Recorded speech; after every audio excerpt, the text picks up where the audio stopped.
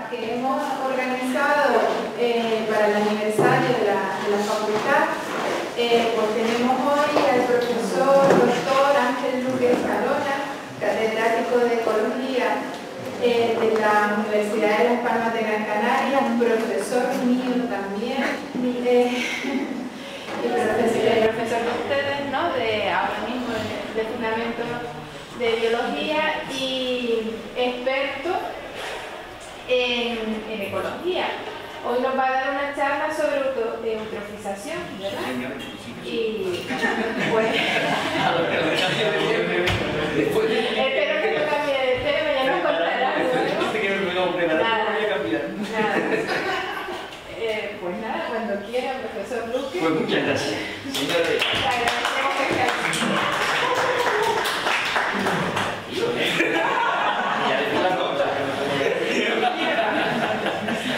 Tranquilo que ya les di las notas. Bueno, vamos a empezar a hablar de eutrofización. Yo voy a hacer una cosa más social que técnica, porque el tema tiene mucha importancia sociológica, creo yo. Y por eso lo elegí, porque claro, siempre estamos hablando de ciencia, la célula, la membrana, la mitosis, la meiosis. Y vamos a hablar de una cosa que es más, como más en relación con la sociedad. Bien, esto que ven ustedes aquí, sí, gracias. No, apaga la eso es. Ahora está muy bien. Ahora está muy bien. Esta imagen que ustedes ven aquí es la costa este de los Estados Unidos. La costa este de los Estados Unidos que coge la Florida, que es una zona más tropical, con manglares y esto, pero después ya entra en toda esta parte de la costa, hasta el Cabo Hatteras, incluso arriba, que es toda una parte arenosa, que está acumulando arena, que está creciendo permanentemente, que se están formando nuevas islas, y que tiene pues un montón de ríos, que salen de esta zona y que vienen hacia el mar por toda esta zona. Bien, concretamente vamos a hablar de la bahía de Chesapeake, que es la que termina en el Washington Distrito Capital, no en el Washington Estado, sino que está en la costa oeste, sino en el Washington Distrito Capital. Es el estuario más grande de los Estados Unidos. Y al lado está también el otro estuario, que es el Pamlico. Esto es el Cabo Hatteras, de las tormentas, que todo esto es una barra de arena, todo esto es una barra arenosa. Y esto tiene el Pamlico, que es el segundo gran estuario de los Estados Unidos, donde también drenan una serie de ríos. La zona, toda esta zona, es conocida porque, si coge Carolina del Norte y Virginia, es conocida porque tiene un montón de granjas de engorde, tanto de vacas como de cerdos, o sea que está dedicado a eso. En Estados Unidos no es como en Europa, donde el señor, la vaca pare, coge el ternero, lo hace crecer, lo cría, lo tratan, no. Aquí el sistema es mucho más industrial, o sea, compran los terneritos pequeños y hacen el engorde durante 4 o 5 meses y después los pasan a otro sitio, que hacen otro engorde, o sea que son como sistemas diferentes en cadena. Bien, pues en esta zona, en el año 1987, aparecieron un montón de peces muertos en gran cantidad. Estos peces además no solamente aparecían muertos, sino que presentaban heridas y presentaban zonas como si estuvieran comidos, o sea que presentaban manchas como si hubieran estado comidos. Y en el año 99, esta Joan Burkholder publicó en la revista Scientific American, que en España se llama Investigación y Ciencia, que es una revista donde los investigadores publican trabajos de revisión sobre sus trabajos y hay un equipo editor que hace que esos trabajos se pongan en un formato que la gente lo pueda entender. Es una revista magnífica, muy buena. Y entonces publicó este trabajo sobre la escondida agresividad de Pfisteria. Pfisteria es un dinoflagelado es un dinoflagelado que parecía ser el causante de todas esas muertes de peces. Entonces esta señora lo publica. Hay un ciclo muy complicado, fíjense, esto tuvo una alarma enorme en Estados Unidos, y sobre todo en toda esta zona. Prohibieron el baño en los ríos, prohibieron los periódicos permanentemente informando sobre el tema, de tal manera que decían la histeria de Fisteria. O sea, se llegó un momento que la población estaba completamente histérica. Entonces, esta gente hizo este trabajo, exponía el ciclo. Después se ha visto que no es tan complicado, se ha visto que hay otros organismos también implicados, pero ella puso el ciclo. Y fíjense, este organismo Fisteria tenía desde formas ameboides, que aparecían pegadas a los peces, hasta una serie de cistos que en presencia de peces se volvían zoosporas tóxicas. Y parece que esto era lo que originaba la mortandad de peces.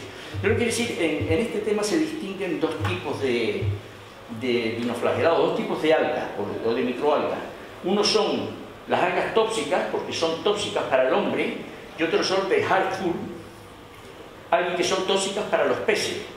O sea, no afectan la toxicidad al hombre, sino afectan a los peces. Entonces presentan este ciclo tan complicado como cuando están los peces presentes. No se los voy a explicar, es muy complicado. Y cuando no hay peces, cuando están los peces presentes y cuando no hay peces, que no está aquí. Bueno, pero bueno. Y esta es la toxicidad, el esquema de toxicidad que daban para todos estos peces. Naturalmente, se implican a trabajar las universidades, trabaja la Universidad de Duke, trabaja la Universidad de North Carolina State, que es donde era esta señora, era de esta universidad, que tenía laboratorios costeros, trabaja gente de la Universidad de Maryland, o sea que trabajan varios grupos de investigación, se ponen automáticamente a trabajar en estos temas. No era la primera vez que aparecían peces muertos en la zona, siempre se había achacado a la falta de oxígeno, y de hecho en este caso también inicialmente se achacó a crecimiento del bloom de algas, que cuando llega la noche pues esas algas empiezan a respirar, como les comentaba en clase, y al empezar las algas a respirar se produce anoxia en el medio y los peces mueren. No, en este caso los peces además aparecían comidos, o sea, aparecían comidos, y entonces pues dan todo un esquema de cómo es esto. Pero ¿qué ocurre? Ocurre que esta buena señora y el laboratorio tenían la sala donde tenían los acuarios. Y esa sala donde tenían los acuarios tenían el aire acondicionado, el aire entraba por ahí y después pasaba de ahí, pasaba a los despachos. Pasaban a los despachos. Y un montón de gente de los laboratorios empieza a enfermar. Empieza a enfermar y no saben lo que es. Al mismo tiempo también ya había pescadores que al estar en contacto con peces muertos, o sea, al estar en la zona de peces muertos y todo eso, también presentaban síntomas. Bueno, una toxina, pero en este caso la toxina era gaseosa, era una toxina volátil. Pero fíjense ustedes lo que escribe ella, porque en la versión española, ella escribe que antes de descubrir que Fisteria segregaba toxinas volátiles, cayeron enfermas 12 personas, de 4 laboratorios que operaban con la Fisteria. Al mismo tiempo, esta señora tuvo una serie de problemas respiratorios. Se trata, 16 brotes, tiene 16 brotes de neumonía. Es casi como el síndrome de inmunodeficiencia adquirida, casi como el SIDA, porque pierde la inmunidad. El proceso de inmunidad se tiene que tratar con antibióticos para estar permanentemente con todo eso. O sea que no se trataba solamente de los peces muertos, sino se trataba de que había una toxina que afectaba al hombre, que afectaba a las personas gravemente, que caían enfermas, y se mantenía esa enfermedad con bastante característica también de todos estos venenos. Se mantenía la enfermedad durante muchísimo tiempo. O sea que esta fue la conductora que le pasó todo esto. Otro grupo de investigación, el grupo de Grattan, empieza a estudiar los problemas con la toxina. Claro, estos estudios tienen un problema. Y es que afectan al hombre, pero no se pueden hacer experimentos con el hombre. Es decir, yo no puedo poner el hombre a respirar el aire que está de los acuarios para que enferme, para después ver qué pasa.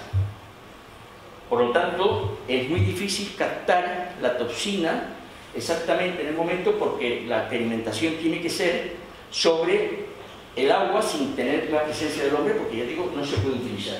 Y encuentra pues, que hay toda una serie de síntomas, donde la exposición repetida a Fifteria se asociaba, pues, gente que enfermó en abril del 92, en noviembre del 92, fue pérdida de conciencia, problemas respiratorios, incapacidad, problemas de movimiento.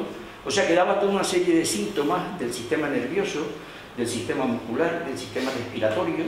O sea, que estas toxinas daban una serie de síntomas muy variados, completamente variados. Y esto se achacó a los vertidos que permanentemente se producían de las granjas de engorde de animales. Como esas granjas de engorde de animales están en esta zona, pues estas aguas vierten hacia los ríos, y entonces eso es lo que producía, el crecimiento de la bacteria. Claro, un tema muy complicado, porque el aporte de estas granjas, pues normalmente son residuos, prácticamente como si fueran residuos ciudadanos, que lo que es caca, vamos, en una palabra, caca indígena, o sea, que son nitrógeno y fósforo, procedentes de procedencia humana. Más adelante empiezan a estudiar, o sea, se sigue estudiando, hay toda una serie de trabajos interesantísimos, porque hacen todas las pruebas de ADN, todas las pruebas sobre los organismos, hacen una serie de trabajos interesantísimos y encuentran que hay una relación con el sulfato de cobre que utilizan algunos agricultores para eliminar los hongos. Y que además no solamente es Fifteria, sino que hay otros organismos, como es el Carrodinium, que es otro dinoflagelado, que en conjunto con Fifteria más el cobre dan lugar a la producción de la toxina. Así que más adelante se encuentra que es no solamente Fifteria, que lo de la histeria de la Fifteria fue demasiado, pero que sin embargo sí existe este problema. Fíjense ustedes qué problema más grande. Nosotros le echamos al agua un sulfato de cobre. El cobre lo tenemos en nuestro organismo. La oxidasa terminal tiene cobre. O sea, el cobre, si no hay grandes concentraciones, no es tóxico. Sin embargo, si se añade cobre al agua al mismo tiempo que nitratos y fosfatos se desarrollan tal, entonces se desarrollan unas toxinas que son gravemente tóxicas para el hombre. ¿Sí? Añadiendo al agua cosas que no son tóxicas, nos responde con los bloom de fitoplancton, que son tóxicos para el hombre y son tóxicos para los peces. O sea, los peces mueren. Después se vio también que una gran parte de las heridas que presentaban los peces, que parecían como mordidos por las amebas, estaban producidas por un hongo. O sea, que no era solamente la Fifteria, sino que también había la colaboración de un hongo. Llegan a la conclusión, y es que los venenos de la Fifteria quitan las defensas a los peces están con las defensas bajas y entonces les entran los ataques de hongos y de bacterias. El hongo que ataca externamente, bacterias que atacan internamente, y eso produce las grandes mortandades de peces. O sea, que van llegando a esa conclusión. Y este es el tema de la eutrofización. O sea, en realidad, la eutrofización es un incremento muy considerable en el agua de mar o en el agua del lago, muy considerable, debido a la presencia de nutrientes que dan lugar a una formación muy grande de materia orgánica. Como ustedes saben, la fotosíntesis tenemos CO2, tenemos agua, eso hay todo el que quiera, incluso más de la cuenta, y el factor limitante son los nutrientes. El nitrógeno y el fósforo son los factores limitantes. Cuando añadimos al agua nitrógeno y fósforo, automáticamente el fitoplancton sube, como me comentaba alguno de ustedes el otro día, como si fuera una quelling, como si fuera un afloramiento. Y entonces se producen los blooms de fitoplancton. La causa es una estimulación muy grande de la producción primaria. Origen: el abonado agrícola, vertidos al mar de aguas residuales, consumo de combustibles fósiles y actividades realizadas en el mar, como la agricultura. O sea, estas actividades producen el incremento de nitrógeno y producen el incremento de fósforo. Porque al final, todo empieza, lo veremos ahora, también lo hemos comentado, todo empieza con la obtención de abonos nitrogenados a partir del nitrógeno atmosférico. Final de la Primera Guerra Mundial y el desarrollo de las empresas productoras de fertilizantes nitrogenados a partir del final de la Segunda Guerra Mundial. Entonces, todo este fertilizante que se coge de la atmósfera incrementa muchísimo las cosechas. Y claro, nitrógeno en la atmósfera, fijación industrial, se forman los fertilizantes, agricultura. Una parte de los fertilizantes se desperdicia, va a las aguas freáticas, a los suelos y a las aguas. Otra parte se recoge en forma de cosecha, las cosechas las toma la población produce desechos, y tanto nitrógeno en suelo y en agua, y los desechos lo que van es a la productividad primaria. Cuando vamos al consumo de combustibles fósiles, efectivamente, se producen óxidos de nitrógeno que van a terminar al final en nitrato, y hay una precipitación atmosférica muy grande y va también al mar. Es decir, que todo el consumo, o sea, toda la actividad humana relacionada con la alimentación, que está basada en los abonos nitrogenados, fundamentalmente, y también fosforados, pero fundamentalmente nitrogenados, y todo el uso de combustibles fósiles conducen al incremento de nitrógeno, va a incrementar la producción primaria, y entonces viene el desarrollo de problemas de eutrofización. Bueno, aquí tienen la eutrofización, viene en consecuencia del desarrollo de agentes dinoflagelados que producen veneno. Yo meto en el agua nitrógeno, no es ningún veneno, para nada, pero el mar me responde produciéndome un organismo que va a producir toxinas que me van a afectar. Condiciones que conducen a la mortalidad de animales, porque claro, cada vez que tengo un bloom, durante la noche, estos organismos consumen oxígeno.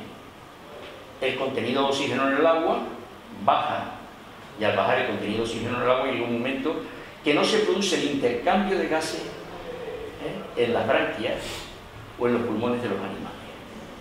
Y entonces estos animales mueren por asfixia.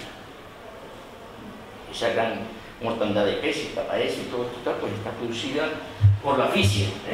Y al final, ¿qué hay? Pues una pérdida muy grande de biodiversidad. Pues claro, cada vez que tengo un sitio, tengo un ecosistema, adelante. Tengo un ecosistema y produzco un fenómeno que me cargo al 95 o 99% de todo lo que hay, me estoy cargando todo. Entonces estoy perdiendo biodiversidad y estoy desertizando. ¿Qué tiempo tardará en recuperarse otra vez todos esos organismos? Pues muchísimo tiempo. Muchísimo tiempo, cuando se dan las condiciones para que se puedan recuperar. Porque en todo espacio libre entran las especies vivaces, las especies oportunistas, entran y no dejan que se vuelvan a sentar de nuevo las especies que estaban ahí en situación climática. Las especies que estaban en equilibrio, esas han desaparecido. Entran las vivaces y ahí se pueden mantener durante muchísimo tiempo, produciendo, yo digo, la pérdida de biodiversidad y la desertización de todo el sistema. Síntomas: aumento de la turbidez en el agua, falta de luz solar, con lo cual tenemos fotosíntesis en las primeras capas, pero ya a 2 metros por debajo no hay luz. 2 metros por debajo de esas primeras capas ya no hay luz, y por lo tanto ahí se va a producir lo que es hipoxia, que es la falta de oxígeno. Problemas de intoxicación en las comunidades marinas, se acumulan en depredadores, y ahora veremos los venenos, se acumulan fundamentalmente en mariscos, filtradores, fundamentalmente, mejillones, almejas, vieiras, etcétera, todas esas cosas malas. Ahí es donde se acumulan esos venenos, y cuando nosotros los comemos, pues tenemos problemas. Y otros se acumulan en peces, como es la ciguatera, y también cuando lo comemos, pues tenemos también graves problemas. La eutrofización continuada puede llevar a eliminar los procesos que mantienen toda la biodiversidad. Incrementos de nitrógeno y fósforo producidos por la acumulación de población en las zonas costeras.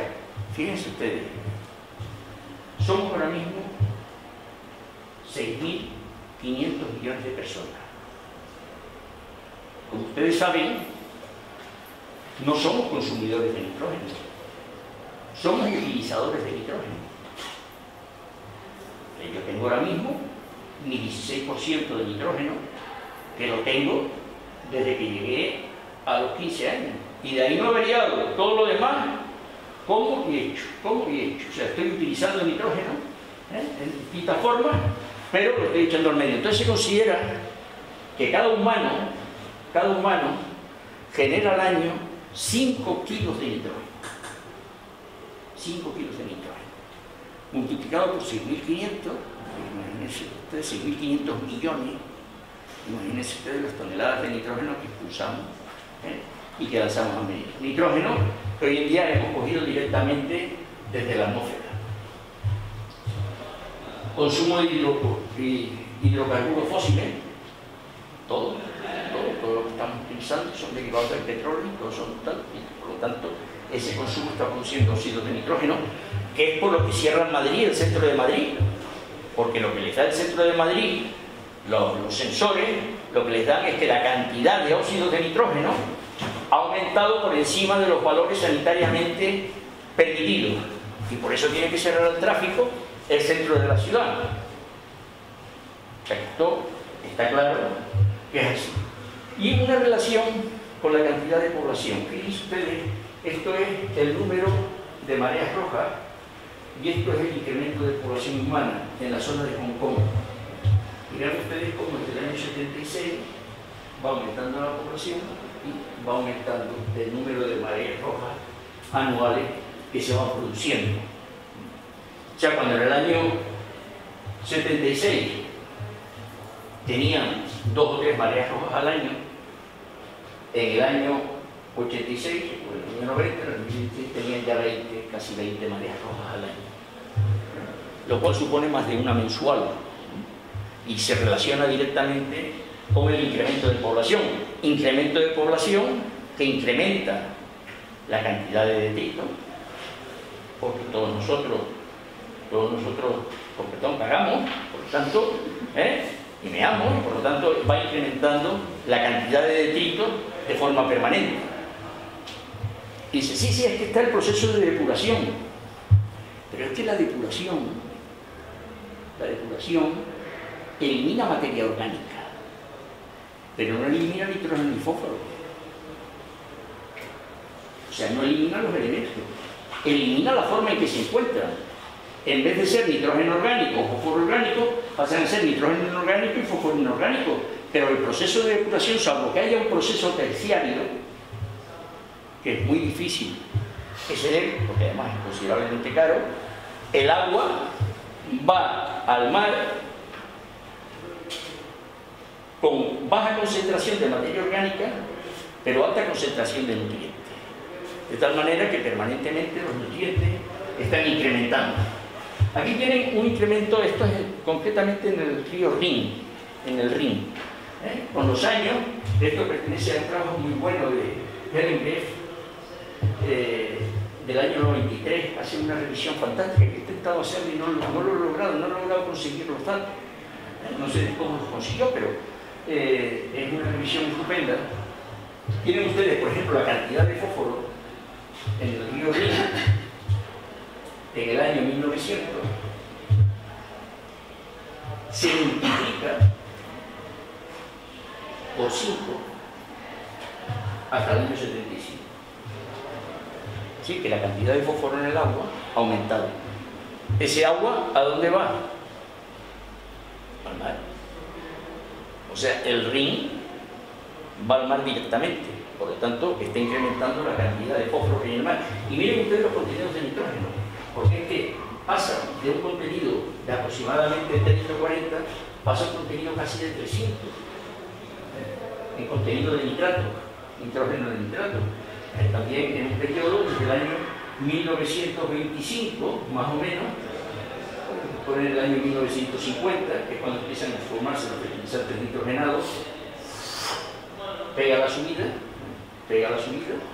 tanto nitrógeno de nitrato como nitrógeno amoniacal, y se multiplica también por 5 o por 10 incluso casi, en el caso de los nitratos.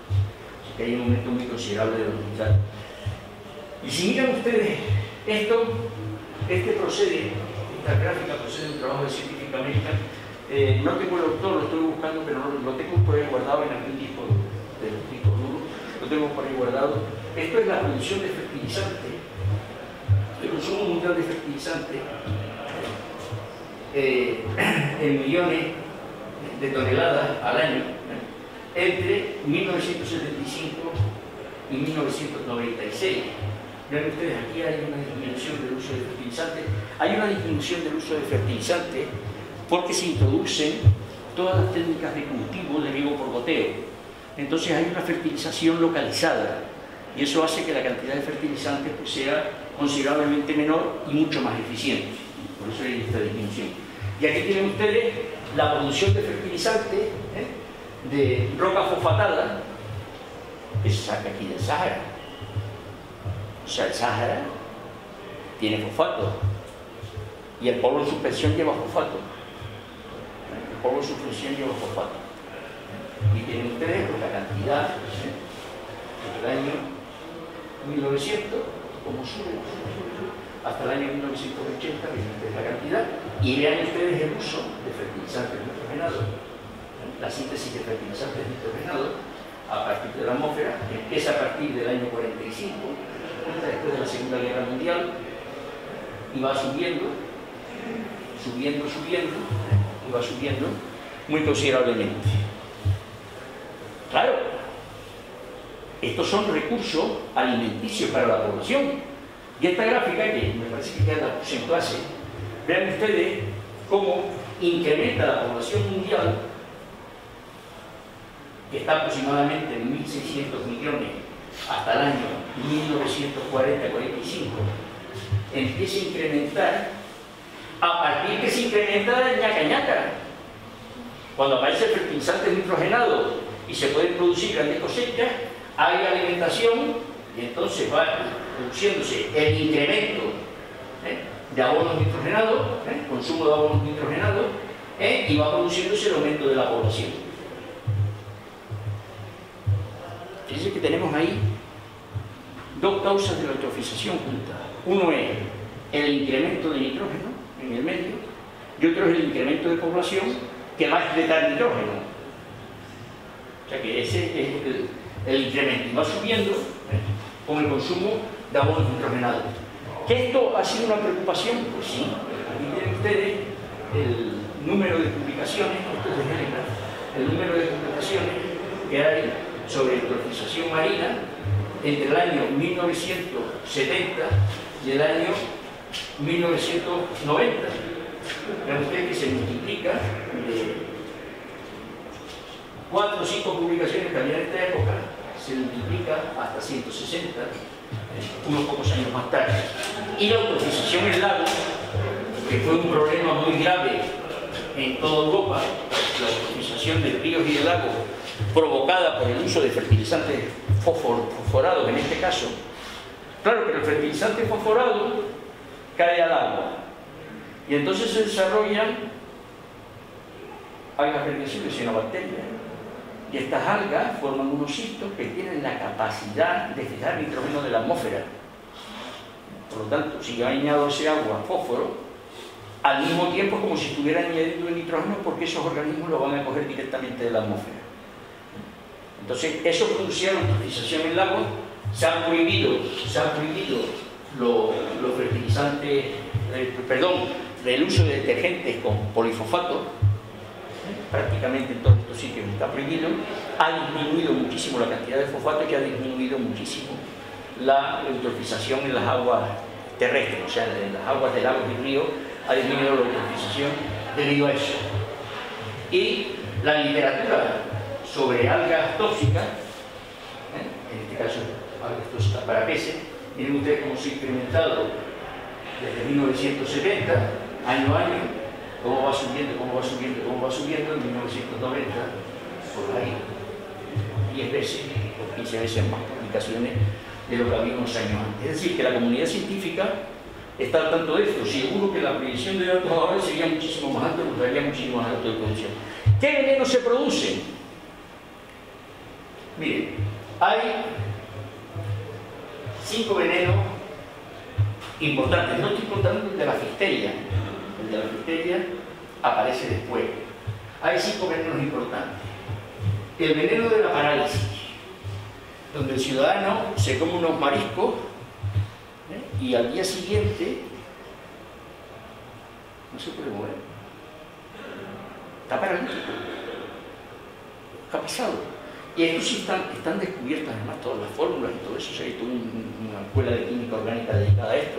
Entonces, todas las fórmulas están descubiertas, que no las pongo para no relatar, pero lo provoca el Alexandrium minutum, provoca estos son todo dinoflagelados, síntomas, pues en 30 minutos, después de 30 minutos, todos los síntomas que van apareciendo, todos los síntomas que le van apareciendo, temblores, sensación de ¿cómo se llama? Sí, temblores de los dedos y todo eso, se va extendiendo gradualmente se va extendiendo, vómitos, diarrea y en los casos extremos, parálisis muscular, problemas respiratorios. No tenemos parálisis muscular, vamos a tener también problemas respiratorios. Ocurre entre 2 y 24 horas después de la ingestión. No tengan problemas con comer marisco, porque hoy en día todo el mercado de marisco está regulado y entonces todo lo que es, por ejemplo, de cultivo, mejillones, almejas, ostras y todo eso, tiene que estar en depuración durante un periodo de 24 a 72 horas en depuración para que si tiene algo, pues lo elimine. Aparte que están todos los controles. Galicia es un centro muy fuerte dedicado justamente a dinoflagelados, a esta planta. El veneno de la diarrea. Este es el más cómodo, el más simple. Comemos mejillones al mediodía y por la noche nos estamos viendo por el tubo. Una diarrea terrible. Echamos todo el veneno inclusive y desaparece. O sea, este es el más suave de todos. El veneno de la amnesia. El ciudadano termina de comer. ¿Y quién soy? ¿Quién soy? ¿Dónde vivo? ¿Qué hago aquí? Estos que están conmigo aquí, ¿quiénes son? Es decir, se olvida. Después va a irse recuperando poco a poco. Náusea, vómito, diarrea abdominal, calambre. O sea, va disminuyendo poco a poco, pero produce problemas. El veneno neurotóxico, este es el más grave de todos. Bueno, el más grave, uno de los más graves es que llega a producir la muerte. Hay un completo descoordinación del individuo,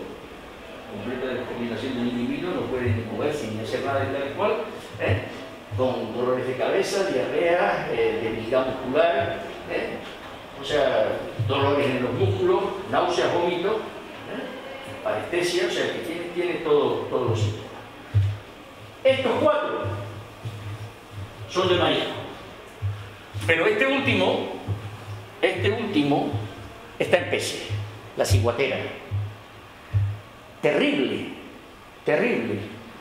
Había un autor que lo llamaba el veneno de la pereza, porque si uno come un pescado que tenga ciguatera, que son normalmente peces grandes, los depredadores finales de la cadena, o sea, los peces grandes depredadores, los grandes atunes, las barracudas grandes y todo esto, pueden tener la ciguatera. Entonces, se come y prácticamente no se notan grandes síntomas.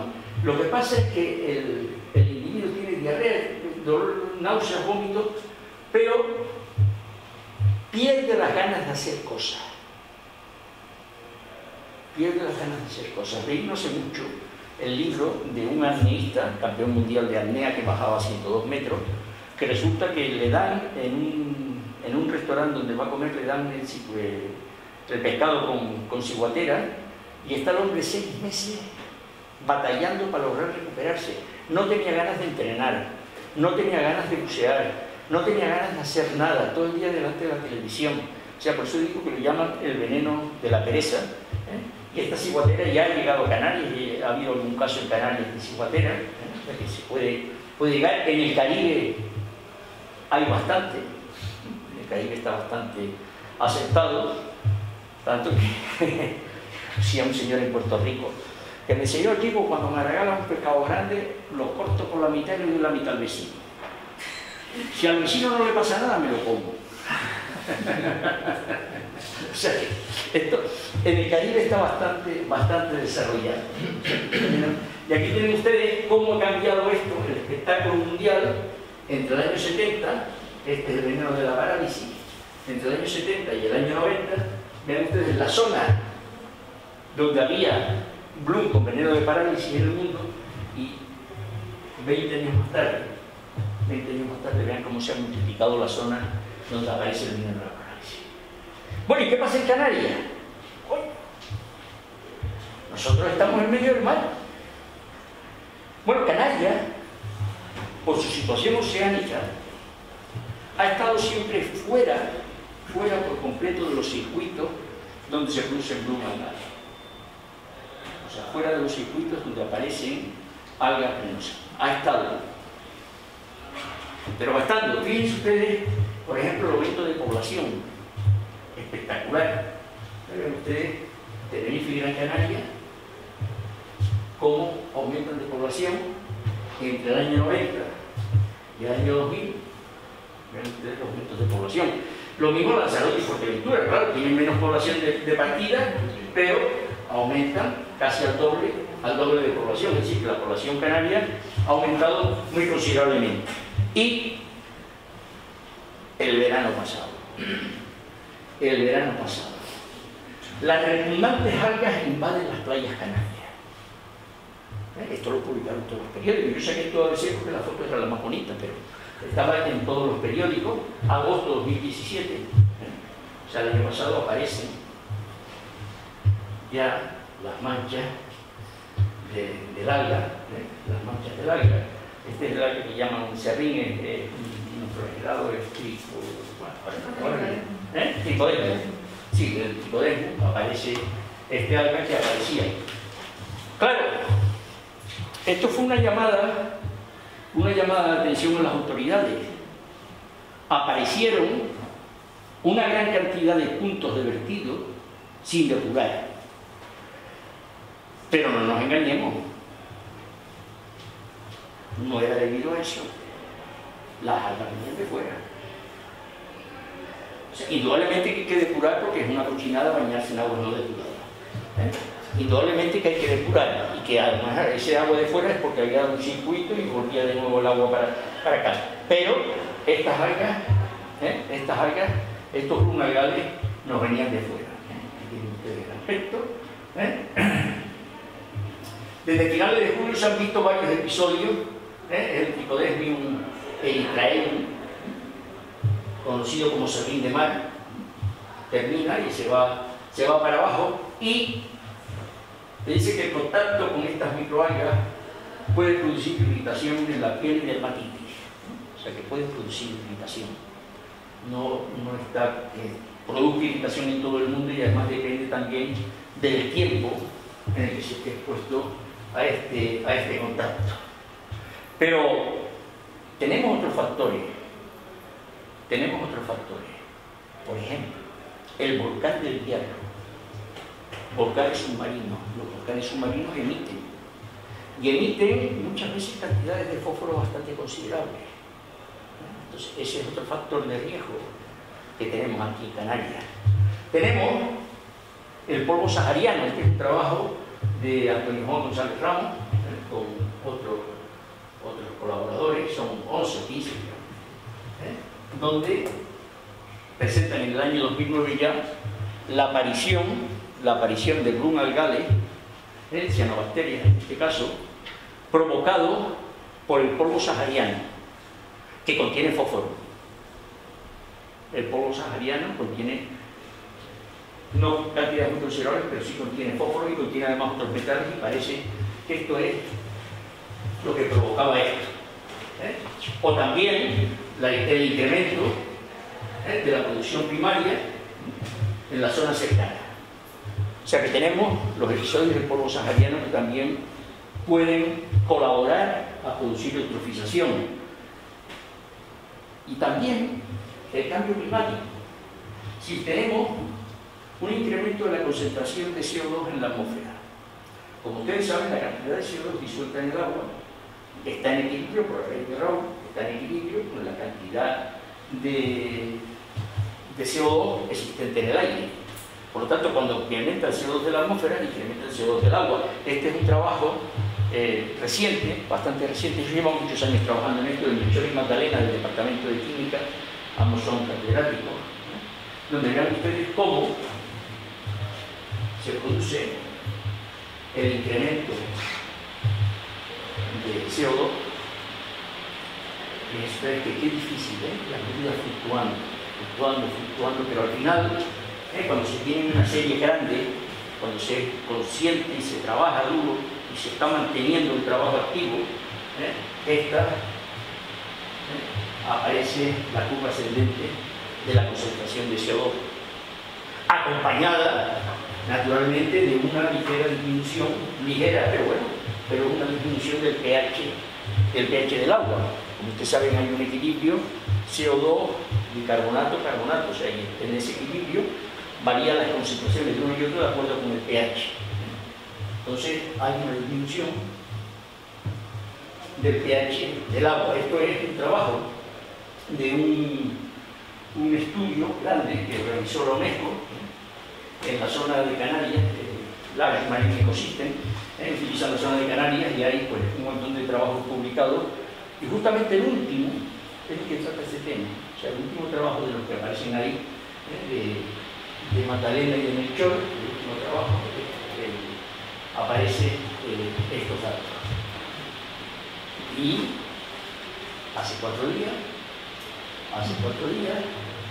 aparece en Nature un trabajo de un equipo alemán que ha trabajado conjuntamente con gente de la Universidad de Las Palmas, donde encuentran que el incremento de la concentración de CO2 puede provocar Blum algale en algún tipo de alga. Esto está publicado el 19 de noviembre. Yo ya tenía la conferencia preparada, pero coño, lo voy a poner porque, o sea, esto realmente pues, merece la pena decirlo. Es decir, que a los factores de humano nosotros tenemos que añadir factores naturales.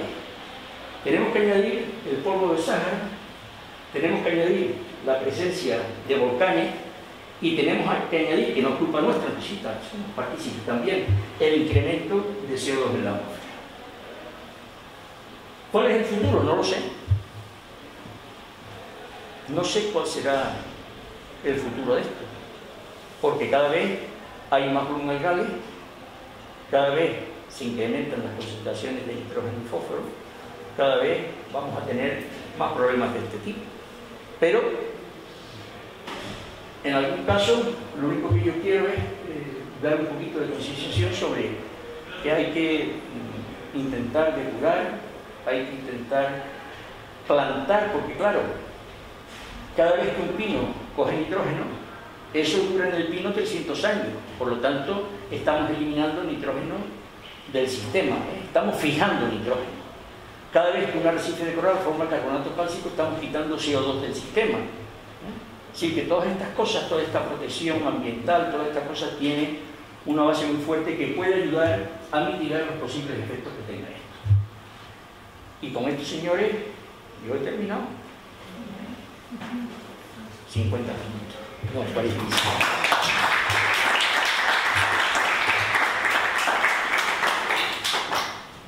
¿Tienen preguntas? Se lo saben todo ya. Yo sí.